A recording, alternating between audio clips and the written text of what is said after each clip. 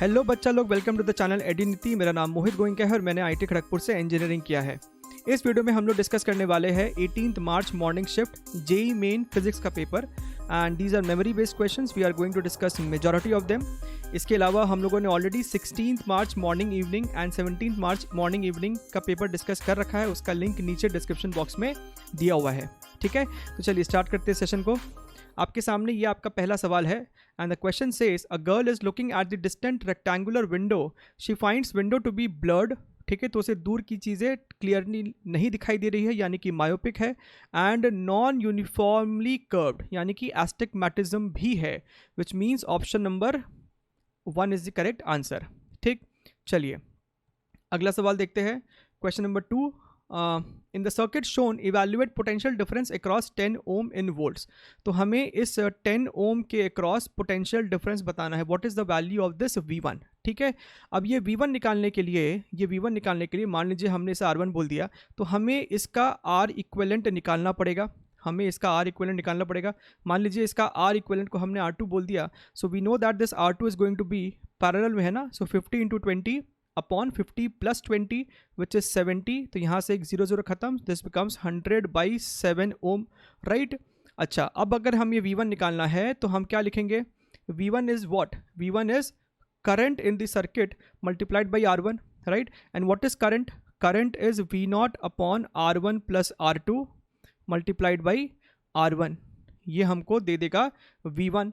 Now V0 is 170, right. R1 + R2, R1 आपका 10 है और R2 अभी हमने सॉल्व किया 100/7 है, 100/7 multiplied by R1 which is your 10। ठीक, अच्छा, तो ये आपका हो गया 170 मल्टीप्लाइड बाई 10 डिवाइडेड बाई, यहाँ पे आप 7 को LCM लेंगे, सो this becomes your 170 divided by 7। तो 170 खत्म, सो 70 वोल्ट्स इज़ योर आंसर। सो इस सवाल का आंसर हो गया 70 वोल्ट्स। ठीक, चलिए आगे बढ़ते हैं। Next question is your question number 3. A satellite revolves in a circular orbit of radius R around Earth with a time period T. Find its time period if it starts revolving in radius 9r. Right, अब हमारे पास relation है time period और radius of the orbit में। We know that t² is proportional to r³। ठीक है, चाहे तो आप इसे केप्लर्स के लॉ से भी रिकॉल कर सकते हैं। ठीक, तो यहाँ से हम कह सकते हैं कि time period is proportional to r⁻³ / 2, right. So we can say that T2/T1 is equal to R2/R1 whole to the power 3/2, right. So T2/T1 हमें कैपिटल T दे रखा है, right. R2 is your 9 × R और R1 की value capital R है, सो this is 3/2। यहाँ से आप देखिए R से R आपका खत्म हो गया, this is 9 to the power 3/2 which is nothing but 27। तो हमारा जो सवाल का आंसर है that is 27 times capital T which is your option number 4। Moving on to the next question, question number 4। यहाँ पे हमसे कहता है AC circuit diagram is shown, find time taken to reach its current from IRMS to I maximum. ठीक है, now this is an interesting question. क्यों interesting question है? क्योंकि इसे हम 2 से 3 तरीके से कर सकते हैं। एक तरीका तो सबसे बेसिक तरीका है जिस पे बच्चों का सबसे पहले ध्यान जाता है, that is the traditional way. मान लीजिए जो करंट का इक्वेशन है that is your I is equal to I0 sin ωt। ठीक है, ये आपका करंट का इक्वेशन है। ठीक है, तो हमसे कह रहा है कि IRMS से I मैक्सिमम, यानी कि यहाँ पे हमने I0 को ही I मैक्सिमम बोला है, सो IRMS से I0 जाने में कितना टाइम लगता है। ठीक है, तो हम क्या निकाल लेंगे? हम ये निकाल लेंगे कि सबसे पहले ये पता कर लेते हैं कि 0 एम्पियर से IRMS जाने में कितना टाइम लगता है, राइट। फिर 0 से I0 जाने में कितना टाइम लगता है, फिर दोनों को आपस में सब्ट्रैक्ट कर देंगे। ठीक है, अच्छा, बहुत बढ़िया। तो IRMS का मतलब क्या होता है? I0/√2। सो I0/√2 जाने में कितना टाइम लगेगा? मान लेते हैं T1 टाइम लग रहा है, तो यहाँ से हम कह सकते हैं कि ωt1, आप ध्यान से देखिए I0 गया, so 1/√2 is sin ωt1 which means ωt1 is nothing but your π/4। तो हमको यहाँ से पता चल रहा है कि T1 is equal to π/4 omega. ठीक है, अच्छा, अब आप ध्यान से समझिए, 0 से I0 जाने में कितना टाइम लगेगा? Capital T/4, right, capital T/4। यहाँ पे आप अगर I0 को पुट कर दो, सो this becomes ωt2 is equal to pi by 2 पे होता है, सो पाई बाई 2, तो यहाँ से आपका T2 आ गया पाई बाई 2 ओमेगा, राइट। हमें चाहिए आई आर एम एस से आई मैक्सिमम कितने टाइम में हो रहा है, so that is nothing but your T2 minus T1, यानी कि pi by 2 omega minus pi by 4 omega which is pi by 4 omega. तो इतना टाइम लग रहा है हमें आई आर एम एस से आई नॉट पे जाने के लिए, पाई बाई 4 ओमेगा, ठीक है। अब हमें यहाँ पे 2 पाई एफ पे कन्वर्ट करना होगा ओमेगा को, क्योंकि हमें यहाँ पे एफ दिया हुआ है फ्रीक्वेंसी 50 हर्ट्स। तो यहाँ से पाई आपका खत्म, this becomes 1/8 and frequency is your 50, ठीक है 50। So this is how much, ऊपर अगर हम 1000 मल्टीप्लाई कर दे so the answer will turn out to B in milliseconds. तो ये आपका हो जाएगा 2.5 milliseconds, 2.5 milliseconds which is your option number 3, ठीक है। अब ध्यान से समझिएगा, ये तो एक तरीका हो गया सवाल को करने का। इसका दूसरा ऑल्टरनेटिव तरीका एंड मोस्ट क्विकेस्ट वे, और इसी को बोलते हैं स्मार्टनेस। अगर ये सब अप्रोच आपको पता है तो आपका रैंक जेईई मेन में डेफिनेटली बूस्ट हो सकता है। तरीका मतलब फेजर का कॉन्सेप्ट। एसएचएम में सिंपल हार्मोनिक मोशन में हम लीनियर एसएचएम को सर्कुलर मोशन में कन्वर्ट करते थे, तो यहाँ पे भी कुछ वैसा ही करेंगे तो बहुत ज़्यादा फायदा हमें मिलने वाला है। ध्यान से समझिएगा, look here very very carefully, right. So हमसे सवाल में कह रहा है आई आर एम एस से आई मैक्सिमम। तो ये जो सर्कल बनाया है हमने, ये आपको आई नॉट रेडियस का है, आई नॉट रेडियस का है, ठीक है। And this is the phasor vector, ठीक है। तो ये आपको आई नॉट लेंथ का है, राइट। इसका प्रोजेक्शन यहाँ पे इस तरीके से लेना है so that this becomes your I not by √2, यानी कि I R M S. So basically हमारा ये जो वेक्टर है उसे यहाँ से यहाँ तक पहुँचना है, यहाँ से यहाँ तक पहुँचना, यही हमसे पूछा जा रहा है कि जब ये वेक्टर यहाँ से यहाँ रोटेट किया है, यानी कि इतना एंगल रोटेट किया है, तो उसे कितना टाइम लगा होगा। अब आप ध्यान से देखिए, ये जो थीटा है this is nothing but your pi by 4, this is simply pi by 4, यानी कि आपके इस वेक्टर को पाई बाई 4 एंगल रोटेट करना होगा to go from I R M S to I not, right. So we can say that theta is equal to omega T, यानी कि theta हमारा आया है पाई बाई 4, ओमेगा को हम कह सकते हैं 2 पाई एफ, और ये टी हमारा डायरेक्टली यहाँ पे आंसर हो गया। So T is equal to पाई से पाई यहाँ पे खत्म हो गया 1/8f, और ये एग्जैक्टली वही एक्सप्रेशन आया है जो इससे पहले हमारा आया था, and this will give you directly 2.5 millisecond, right. तो ये कॉन्सेप्ट अगर पता है तो अच्छी बात है, नहीं पता है तो go and revise, find out what is this phasor concept. SHM में ये डेफिनेटली आपको कराया गया होगा अगर आपने प्रॉपर तरीके से जेईई मेन की प्रिपरेशन की है तो, ठीक। चलिए आगे बढ़ते हैं, क्वेश्चन नंबर 5। इस सवाल में हमसे कह रहा है in LCR circuit L and C R constants, ये अपना कॉन्स्टेंट है L and C, and R is increased, ठीक है। तो हमें कमेंट करना है quality factor resonant frequency bandwidth के बारे में।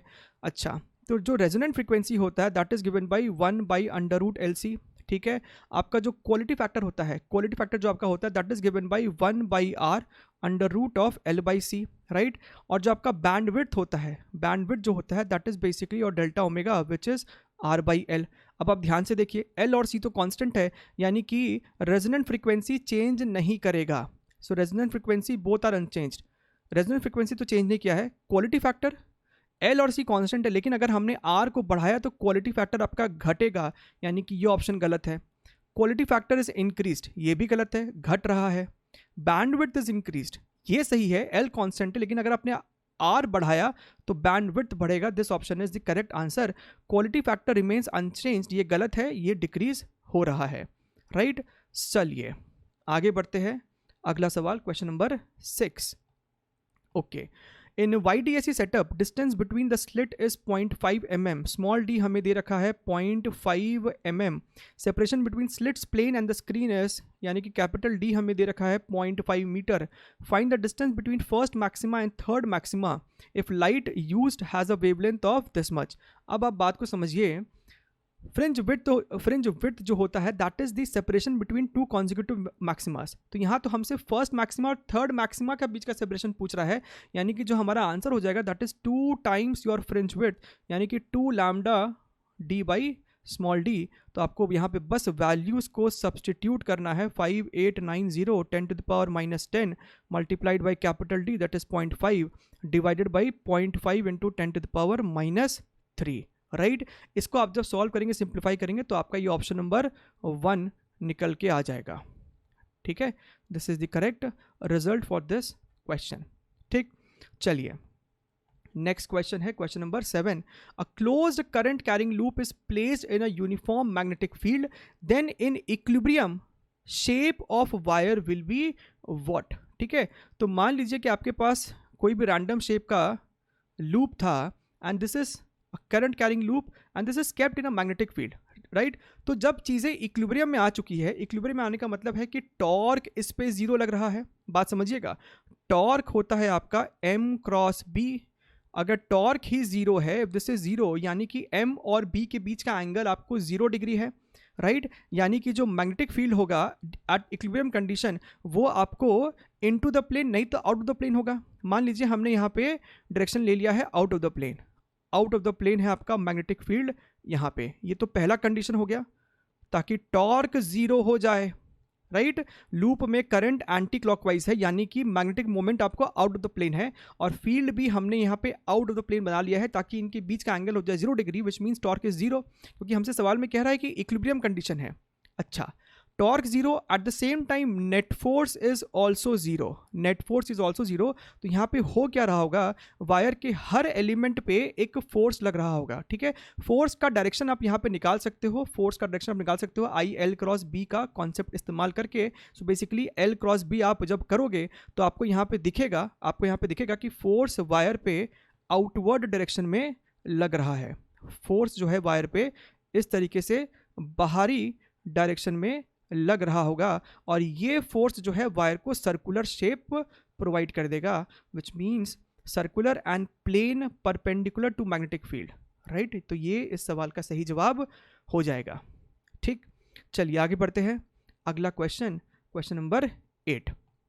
हमसे सवाल में कहता है an object is moving with constant acceleration, choose the correct option, x versus t, v versus t and a versus t। ठीक है, अब आप बात को समझिए। अगर आपका एक्सेलरेशन कांस्टेंट है, यानी कि ये वाला ग्राफ तो चारों में सही है, ठीक है। अब अगर आपका एक्सेलरेशन कांस्टेंट है तो हम कह सकते हैं v is equal to u plus A T, right, which means v and t are linearly related. समझ रहे हो, a आपका कांस्टेंट है तो एक स्ट्रेट लाइन होना चाहिए, तो ये ऑप्शन गलत हो गया। ठीक है, अब ये तीनों में से कुछ भी हो सकता है। अब बात करते हैं आपका x का, तो x क्या हो जाएगा, x is equal to U T plus half A T square, यानी कि ये एक क्वाड्रेटिक इक्वेशन है, विच मीन्स आपका जो सही ग्राफ होगा इस सवाल के लिए that is going to be this one. ठीक है, ये वाला जो पैराबोला है दिस इज दिस वन, ना कि ये वाला कर्व नहीं है, this is the correct answer. ठीक है, बेसिक मैथमेटिक्स में हम समझते हैं कि ये पैराबोला कैसा दिखना चाहिए। चलिए आगे बढ़ते हैं, moving on to the next question, question number 9। इस सवाल में हमसे कह रहा है ring of mass m is rotating with constant angular velocity omega. तो ये आपके सामने एक रिंग है and this ring is rotating with some angular velocity omega. बढ़िया एकदम। Two particles each of mass m are placed gently diametrically at opposite positions. ठीक है, तो यहाँ पे आपको दो मासेस को यहाँ पे इस तरीके से अटैच कर दिया गया जेंटली। मासेस जो है वो स्मॉल m है, रिंग का मास कैपिटल M है, तो हमसे पूछ रहा है कि अब बताइए ये नया एंगुलर वेलोसिटी कितना है। So this question falls under the concept of angular momentum conservation. So initial angular momentum कितना हो जाएगा, I इंटू ओमेगा, और बाद में एंगुलर मोमेंटम क्या हो जाएगा, रिंग का moment of inertia plus particles का मोमेंट ऑफ इनर्शिया। यहाँ पे दो पार्टिकल है, सो 2mr square multiplied by omega dash, right. तो यहाँ से आपका आर स्क्वायर तो खत्म हो गया, so omega dash is nothing but m into omega divide by capital M plus small 2 times small m, and this is your option number which one, this one. Option number 2 is the correct answer to this question. Moving on, अगला सवाल question number 10। A machine starting from rest u 0 है delivers constant power p, then distance traveled by it in time t is proportional to what। अच्छा, अब ध्यान से समझिए, t time पे power constant है, सो पावर इनटू टाइम क्या होता है, वर्क डन। तो हम कह सकते हैं कि t टाइम में जो पार्टिकल जो वर्क डन हुआ है that is p into T, and work done is nothing but change in kinetic energy, right. इस सवाल को करने के लिए बहुत लंबा तरीका भी इस्तेमाल होता है। I am showing you the quickest and best way to solve this. Work done is equal to change in kinetic energy. शुरू में तो ये रेस्ट पे था, यानी कि हम सिंपली लिख सकते हैं हाफ mv², राइट। अच्छा, अब यहाँ से आप v को डायरेक्टली लिख सकते हो 2pt divided by m under root, right. हमें चाहिए relation between distance and time, तो हम v को लिख सकते हैं ds by dt is equal to this much under root of 2p by m t to the power half, और हम इसे कर देंगे integrate, right. So this is under root 2p by m, ठीक है, integral t to the power half dt, इधर भी दे दीजिए साइन इंटीग्रेशन का। So s is equal to under root 2p by m multiplied by t to the power 3 by 2, और यहाँ पे आ जाएगा आपका 2 by 3। So basically this is proportional to t to the power 3 by 2। This is the main thing that we are looking for. So option number 3 is the correct answer. चलिए आगे, I hope समझ में आ रहा है। An object is performing SHM with a time period 2 second, ठीक है। अच्छा, if time taken by it to move from mean position to half the amplitude is 1 by k second, तो ये आपका मीन पोजीशन है, ये आपका एम्पलीट्यूड हो गया, ये आपका नेगेटिव एम्पलीट्यूड, ये हो गया आपका हाफ एम्पलीट्यूड। पार्टिकल को यहाँ से यहाँ जाने में कितना टाइम लगता है? अगर पूरा टाइम पीरियड कैपिटल टी है तो ये अभी तक तो आपको याद हो जाना चाहिए, this is your t/12, this is your t/12, और यहाँ से यहाँ का होता है t/6, right. So this is your t/12, हमसे यही टाइम पूछा है, so answer is simply t/12, और t हमें दे रखा है 2 second, so 2/12 which is your 1/6 seconds. तो हमसे k पूछा है, सो k is basically your 6। Option number 2 is the correct answer, ठीक है। और अगर किसी को ये t/12 नहीं याद था, कोई बात नहीं, आप इसे निकाल सकते हो। x is equal to a sine omega को लिख सकते हो 2 pi by capital T into small T, और x की जगह आप ले सकते हो a/2, राइट, a/2, और इसे आप सॉल्व कीजिए, आपका निकल के आ जाएगा, ये a कट गया। So this 2 pi by capital T small T is nothing but sine inverse of 1/2 which is your π/6, ठीक है। तो इसको सॉल्व कीजिए, आपको दोबारा से t/12 भी निकल के आएगा, राइट। चलिए आगे बढ़ते हैं, अगला क्वेश्चन, क्वेश्चन नंबर 12, ठीक है। So in the given PV graph process CA is adiabatic, C से ये प्रोसेस आपका एडियाबैटिक प्रोसेस है। Find work done in process C to A if gas is diatomic, आपको गामा का वैल्यू दे रखा है 1.4, बढ़िया एकदम। So work done in adiabatic process is given by NR delta T divided by 1 minus gamma, ठीक है। ये आपको इक्वेशन है work done in adiabatic process. अब हमें यहाँ पे प्रेशर और वॉल्यूम दिया हुआ है, सो बेसिकली हम इस NR डेल्टा T को क्या लिख सकते हैं? This is your NRT2 minus NRT1 divided by 1 minus gamma, यानी कि हम इसे लिख सकते हैं P2V2 minus P1V1 divided by 1 minus gamma.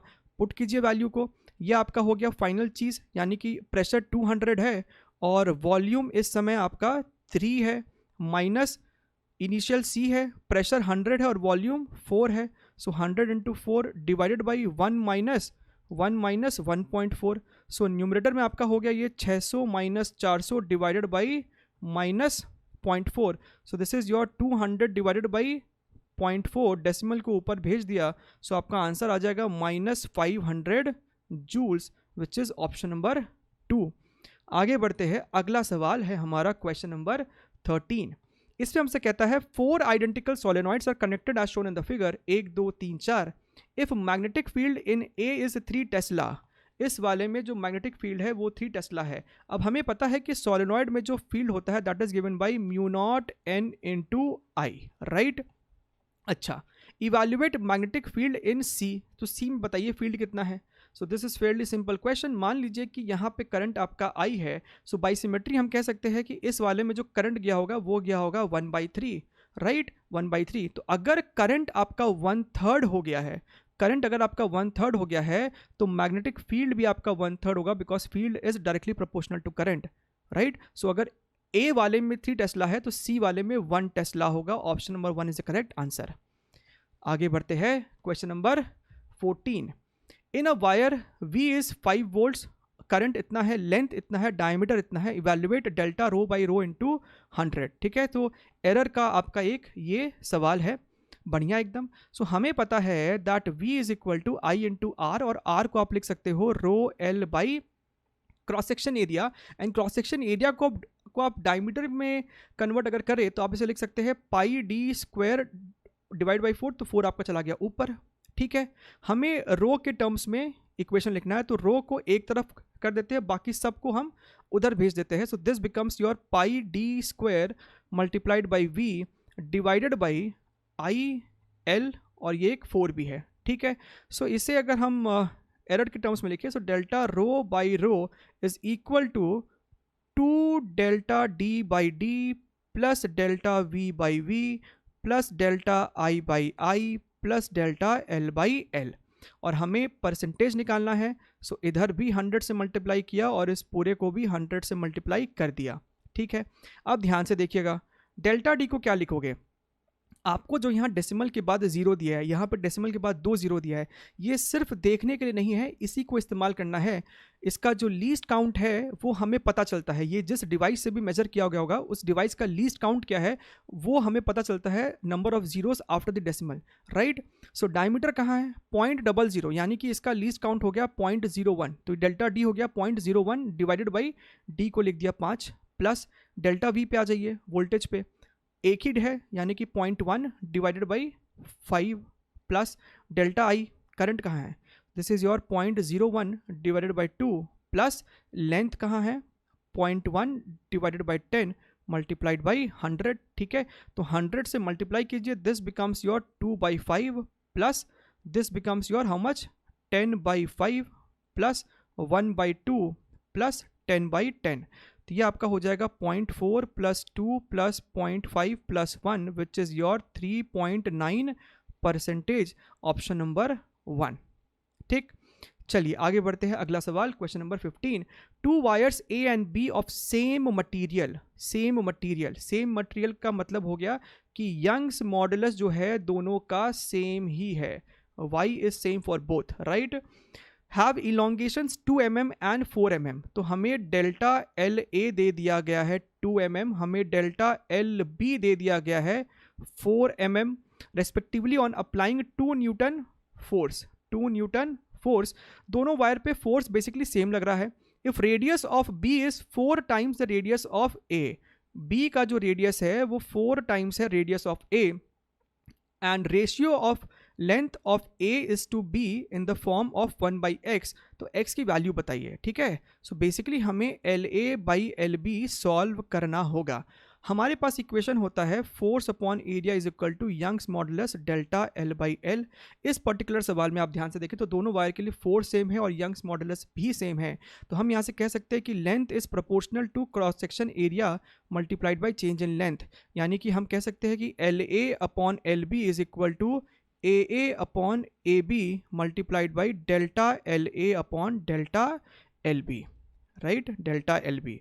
अब ध्यान से देखिए, एरिया होता है आपका पाई आर स्क्वायर, राइट, तो ऊपर भी पाई आर स्क्वायर लिखोगे, नीचे भी लिखोगे पाई आर स्क्वायर, तो पाई पाई कट गया, this is simply your radius of A square radius of B square multiplied by delta L A upon delta L B, ठीक है। अच्छा, सो इसे हम छोड़ देते हैं R A square, delta L A हमें दे रखा है 2 डिवाइडेड बाई आर बी क्या है 4 टाइम्स ऑफ आर ए, तो आर बी का स्क्वायर करोगे तो 16 R A square multiplied by delta L B हमको दे रखा है 4, सो दिस बिकम्स योर, ये कट जाएगा, this is 8, this is your 1/32, so हमसे यहाँ पे x पूछा है, इसका मतलब x की जो वैल्यू हो गई दैट इज योर 32, ठीक। चलिए आगे बढ़ते हैं, अगला सवाल question number 16।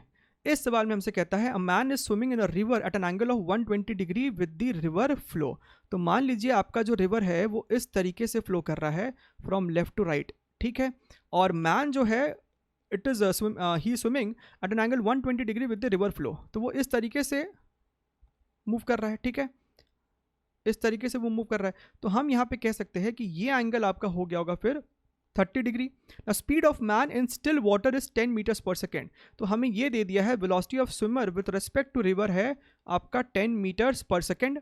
If he reaches the other bank exactly opposite to origin point, exactly opposite, तो वो यहाँ से चालू करता है और वो एग्जैक्टली यहाँ पे आके पहुँचता है, इसका मतलब ये है कि horizontal net horizontal component should be 0, right. तो ये VS/R का एक कंपोनेंट तो इधर होगा और एक कंपोनेंट इधर की तरफ होगा, right. This is your velocity of river and this is your VS/R sine 30 degree. क्योंकि कोई भी ड्रिफ्ट नहीं आया है, राइट, ये एग्जैक्टली अपोजिट पहुंचा है, यानी कि VR should be equal to VS/R sine of 30 degree and VS/R is your 10, sine 30 आपका होता है 1/2, so the answer is your 5 metres per second. ये हो गया आपका रिवर का speed, 5 is the correct answer.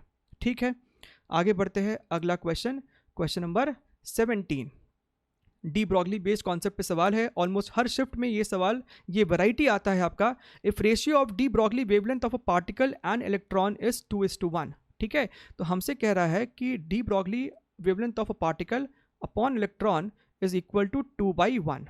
ठीक है, and ratio of their velocity is 4:1। So Vp upon Ve हमें दे रखा है 4/1। हमें मासेस को बेसिकली कंपेयर करना है। ठीक है, तो आपको पता होना चाहिए that de Broglie formula is what, H upon mv। सो 2/1 को हम लिख सकते हैं H upon mass of particle, velocity of particle upon H upon mass of electron, velocity of electron, velocity of electron, right. तो यहाँ से आप ध्यान से देखिए, आपका H खत्म हो गया। So 2 is equal to mass of electron, velocity of electron upon mass of proton, velocity of proton, right. हमें Vp/Ve 4:1 दिया हुआ है, विच मीन्स ध्यान से देखिए, तो हम ये Ve/Vp को लिख सकते हैं 1/4। This fellow is basically 1/4। तो आपको दिख रहा है कि मास of electron is 8 times of mass of particle and this is your option number 2, mass of electron is 8 times that of particle। ठीक है, चलिए आगे बढ़ते हैं। अगला सवाल, question number 18, in the Millikan oil drop experiment radius of a drop is 2 mm। ठीक है, तो ये आपको बेसिकली कैलकुलेशन बेस्ड सवाल है। कॉन्सेप्ट में ऐसा कुछ इसमें खास है नहीं। आपको इसका रेडियस दे दिया गया है, डेंसिटी दिया हुआ है। If the applied electric field is this much, find excess electron. So basically हमें इस पे बताना है नंबर ऑफ इलेक्ट्रॉन्स कितना है, राइट। मान लेते हैं इस पे capital N numbers of electrons है, तो टोटल जो चार्ज हो जाएगा इसके ऊपर Q, वो हो जाएगा capital N into charge of an electron, right. अब इसमें होता क्या है, आपको ये बैलेंस्ड होता है, राइट। सो जितना आपको mg लग रहा है उतना ही आपको इलेक्ट्रोस्टैटिक फोर्स के कारण, इलेक्ट्रिक फील्ड के कारण इलेक्ट्रोस्टैटिक फोर्स लग रहा होगा, that is capital Q into E. तो हम यहाँ पे कह सकते हैं capital Q into E is equal to mg, और Q आपका हो गया N into E, capital E is equal to mg। हमें यहाँ पे कैपिटल N ही निकालना है। मास को आप लिखोगे density into volume into gravity divided by E into capital E। अब यहाँ पे आपको सारे वैल्यूज को बस सब्सटीट्यूट करना है। डेंसिटी को SI में कन्वर्ट करोगे तो ये हो जाएगा आपका 3000। वॉल्यूम हो गया आपको 4/3 पाई r क्यूब, यानी कि 2 इंटू 10 टू द पावर -3 का होल क्यूब। ग्रेविटी आपको यहाँ पे 10 ले लो, divided by 1.6 into 10 to the power -19 multiplied by electric field is 3.55 multiplied by 10 to the power 5। ठीक है, इसे आप जब सॉल्व करोगे तो आपका आंसर आएगा ऑप्शन नंबर 1। ठीक है, approximately 1.769 into 10 to the power 10 number of electrons. ठीक है, चलिए आगे बढ़ते हैं। अगला क्वेश्चन, क्वेश्चन नंबर 19। ये वैरायटी कम से कम 3 से 4 शिफ्ट में तो पूछा गया है। आपको 2 प्लेट्स दे देते हैं, हाफ में डाइलेक्ट्रिक है, बाकी में कुछ नहीं है, तो बताइए कैपेसिटेंस कितना है इसका। ठीक है, अब ऐसे सवालों को भी करने का ध्यान से मेथड देखिएगा। इस सवाल को हर बच्चा कर सकता है, लेकिन कितना टाइम लगाता है, कितना मिस्टेक्स करने का चांसेस रखता है, वो यहाँ पे हम आपको सिखाएंगे ट्रिक्स इसका। अ partially field capacitor has half of its space filled with dielectric of relative this is basically your dielectric constant या फिर रिलेटिव परमिएबिलिटी 10। ठीक है, तो हमें यहाँ पे K की वैल्यू 10 दे रखी है। Equivalent capacitance if area of the plate is this much and distance between the plate is 10 metre is given as x picofarad. तो हमसे x पूछ रहा है। ठीक है, ओके, देखिए वैल्यूज यहाँ वहाँ हो सकता है, अप्रोच आपको समझना है। तो इसमें हम लोग क्या करेंगे, हम कहेंगे कि इसको बोला C1 कैपेसिटेंस और इसको बोला C2 कैपेसिटेंस। तो C1 हम क्या लिख सकते हैं, C1 आपका हो जाएगा K(A)(ε0) अपॉन d/2, ये टोटल विथ d है, सो d और ऊपर चला गया 2। और C2 को हम बोल सकते हैं A(ε0) d/2, तो ये टू चला गया ऊपर, हमने इस पूरे को बोला सी नॉट, तो हमको इसको बोलना पड़ेगा के सी नॉट, ठीक है। अब ये C1 C2 आपस में है आपको सीरीज में, तो जो इसका C इक्वेलेंट हो जाएगा, जो इसका C इक्वेलेंट होगा that is going to be C1 C2 upon C1 plus C2, यानी कि K C naught into C naught divided by K C naught plus C naught. यहाँ से हम नीचे से एक एक सी नॉट कॉमन लेंगे तो ऊपर से एक सी नॉट कट जाएगा। This is your K upon K plus 1 multiplied by C naught, and C naught is nothing but your 2a epsilon naught divide by D. अब यहाँ पे प्यार से वैल्यूज को पुट कर दीजिए, k की वैल्यू 10 है, so 10 upon 11 multiplied by 2, area आपको दे रखा है 100, this is 8.85 into 10 to the power minus 12 divided by d is what, d is your 10 metres, ठीक है। अब आप जब इसको सिंप्लीफाई करेंगे, सॉल्व करेंगे, तो ये आपको निकल के आएगा approximately 160.9 pico farad, which is approximately 161 pico farad. तो आपका इस सवाल का आंसर हो गया 161, ठीक है। मेन यहाँ पे आंसर का बात नहीं है, मेन है किस तरीके से हमने इसे क्विकली सॉल्व किया है विदाउट गेटिंग कंफ्यूज्ड। चलिए आगे बढ़ते हैं, अगला सवाल question number 28। This is fairly simple question. आपके पास पार्टिकल यहाँ पे है, तो हमसे पार्टिकल का स्पीड पूछ रहा है जब वो बी पॉइंट पे होगा। तो आप ध्यान से देखिए, तो पार्टिकल ने इफेक्टिवली जो हाइट लूज किया है that is your 5 metres. So we can say that loss in potential energy, so mg, और हाइट जो लूज किया है वो 5 है, is equal to gain in kinetic energy, right. So m से m आपका कट गया, यहाँ से आपको v दिख रहा है √2 इंटू ग्रेविटी यानी कि 10 into 5, this is nothing but your what 10 metres per second. So answer to the question is simply 10 metres per second. आगे बढ़ते हैं, अगला सवाल क्वेश्चन नंबर 21। इस सवाल में हमसे कहता है कि initially body of mass 10 kg is moving along X axis. तो सबसे पहले तो इस तरीके से हमने एक लाइन ड्रॉ यहाँ पे कर दिया है। आपके पास यहाँ पे दो पार्टिकल है, एक 10 kg का है, उसके आगे एक पार्टिकल है यहाँ पे 20 kg का, ठीक है। ये आपको 20 kg पार्टिकल है, ये आपको 10 kg पार्टिकल है। 10 kg is moving along x direction with a speed of 10√3 meters per second। फिर हमसे कहता है it collides with another body of mass 20 kg and comes to rest, ठीक है। ओके, तो 10 kg after the collision, after collision 10 kg वाला तो rest पे है। So let me quickly draw this also. ये 10 kg वाला आपका आगे रेस्ट पे, and 20 kg mass object disintegrates in 2 parts each of mass 10 kg। One part moves along Y axis, ठीक है। तो एक वाई एक्सिस की अलोंग मूव कर रहा है with velocity 10 metres per second, and another at 30 degree with the X axis, ठीक है। और दूसरा वाला जो है वो 30 डिग्री एंगल पे आपको मूव कर रहा है विद द एक्स एक्सिस। अब समझिएगा, ये है आपको पीछे वाला 10 kg, ठीक है। इसको बोल दिया A, इसको बोल दिया B। तो ये आपका A था, ये तो आपको आ गया रेस्ट पे, ये आ गया आपको रेस्ट पे, ठीक है। और जो B है उसका 2 टुकड़ा हुआ 10 kg ईच। एक ऊपर मूव कर रहा है, वाई एक्सिस के अलॉन्ग मूव कर रहा है, let us say this is with the speed of 10 metres per second, right. और जो दूसरा है it is moving at an angle of 30 degree with the X axis, suppose with the speed of v2, ठीक है।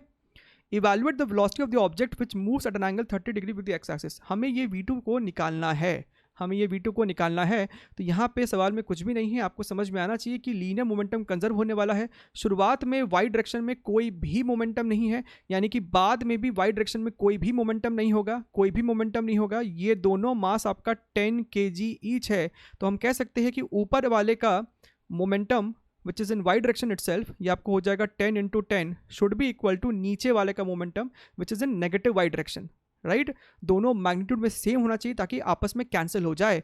तो this is going to be mass into velocity v2 sine of 30 degrees. So यहाँ से 10 से 10 खत्म हो गया, sign 30 यानी कि 1/2। सो v2 आपका निकल के आ जाएगा 20 मीटर्स पर सेकेंड। ये इस सवाल का सही जवाब हो जाएगा, 20 मीटर्स पर सेकेंड, ठीक है। अब कुछ बच्चे यहाँ पे सोच होंगे कि सर आपको कैसे सपना आया कि ये v2 नीचे की तरफ लेना है, आपने इस v2 को इस तरीके से क्यों नहीं लिया 30 डिग्री पे। अगर आप ऐसे 30 डिग्री पे ऊपर ले लोगे तो दोनों वेलोसिटी यानी कि दोनों मोमेंटम ऊपर की तरफ आएगा, विच इज़ नॉट पॉसिबल, क्योंकि शुरुआत में वाई में कुछ भी नहीं था, तो अंत में भी वाई में कुछ नहीं होना चाहिए था। सो मेंटली ये सब सोच के ही डायरेक्शन नीचे की तरफ बनाया है, ठीक है। चलिए आगे बढ़ते हैं, अगला सवाल question number 22, right. So a bullet of mass 0.1 kg initially moving with a velocity of 10 metres per second, ठीक है। सो बुलेट का मास आपको दे रखा है, mass of bullet is 0.1 kg, 1 kg इसका जो वेलोसिटी है initially that is your 10 metres per second and then passes through a wooden block and comes to rest with uniform deceleration, ठीक है। तो इसका जो फाइनल वेलोसिटी है, सपोज हमने इसको बोल दिया ub, इसका जो फाइनल वेलोसिटी वो आपको 0 है, ठीक है। और वो जब वुडन ब्लॉक में जा रहा है तो it is facing uniform deceleration, यानी कि वो जो वुडन ब्लॉक है वो एक कांस्टेंट रेजिस्टिव फोर्स उस पर लगा रहा होगा, right. Bullet travels a distance of 50 centimeter.